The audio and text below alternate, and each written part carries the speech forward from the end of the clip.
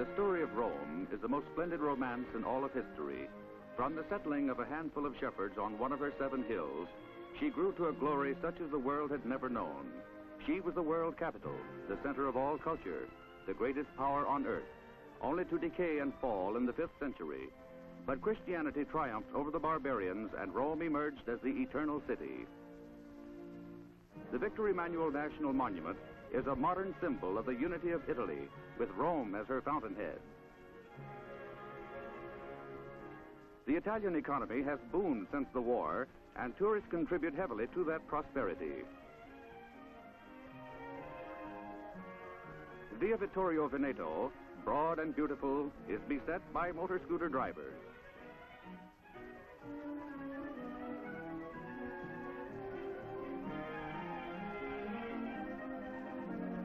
And a policeman is as much a referee as a traffic patrolman, but never too busy to help smooth the path of young love. The Piazza di Spagna is a section of lovely villas and dignified apartments, most of them dating centuries. But as colorful as they are, many Romans prefer the modern buildings that have mushroomed during the past few years. You'll note that the new shops still have the old steel shutters. The perennial Roman protest meetings sometimes get out of hand. Today's highways bisect the forum which once was the site of world governments. The Romans made the laws for its own citizens and for the millions of conquered subjects scattered from Asia to the Atlantic. Discovered and excavated a few decades ago, it's a monument to fallen tyrants. The Constantine Arch commemorates the emperor who won religious freedom for the Christians from pagan persecution. Tens of thousands of Christians had been martyred in the Coliseum. Here, for the amusement of the crowds, they were thrown to wild beasts or became targets for the spears of gladiators.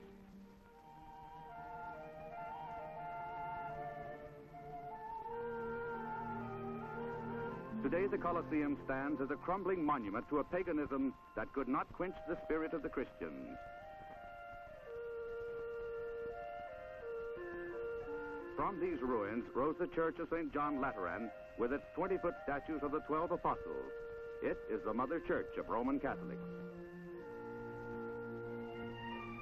The Spanish stairway is an exquisite example of 18th century Roman Baroque.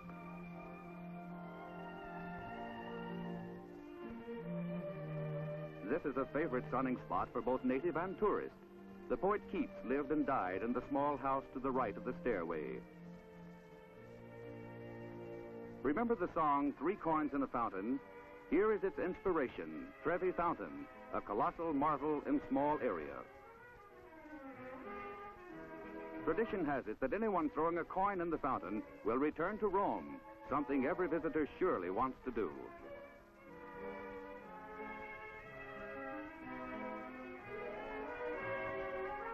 Shall I toss a coin for all of us? The flags of all nations indicate the cosmopolitan character of the city. All roads lead to Rome, but not every arrival can wrestle with the strength of Italian espresso coffee.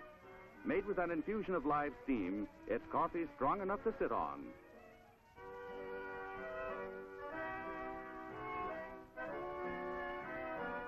Most beautiful square in Rome is the Piazza del Popolo.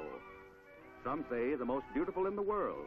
An obelisk brought from Egypt by Roman conquerors focuses the eye on the distant majesty of St. Peter's.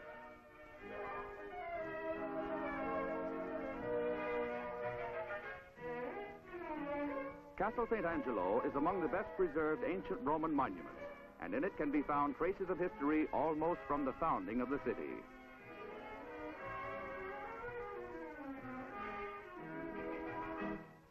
Nearby is Vatican City and St. Peter's, where each Sunday the Pope appears at a window to bestow his blessing on the faithful below.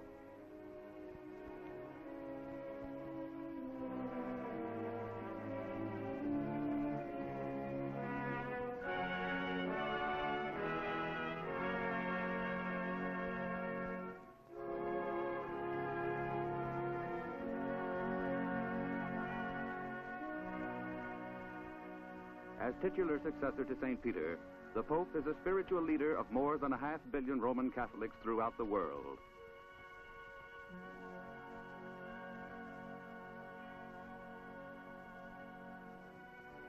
There are 5 military groups in service to the Pope, the most famous being the Swiss Guard in their red, yellow, and blue uniforms, designed by Michelangelo.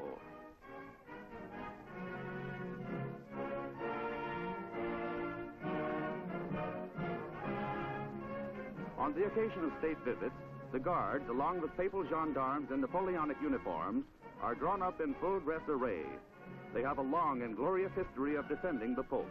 In the 16th century, they were wiped out, protecting Clement VII from German invaders. It's a tourist must to see the guard march through the square in measured cadence. Rome, with the Vatican, is the most photographed stop on the tourist circuit. Small wonder with such sights to see. The ceremonies ended, the crowd heads for the most famous church in Christendom. The great basilica is a magnet for all faiths. Michelangelo's creation on the Sistine Chapel ceiling is a work that took him 5 years, during which time he ate and even slept high on the scaffolding. The Bernini canopy, supported by 4 spiral pillars, cover the center of worship in St. Peter's, the simple yet quietly impressive papal altar where the Pope reads Mass on important feast days.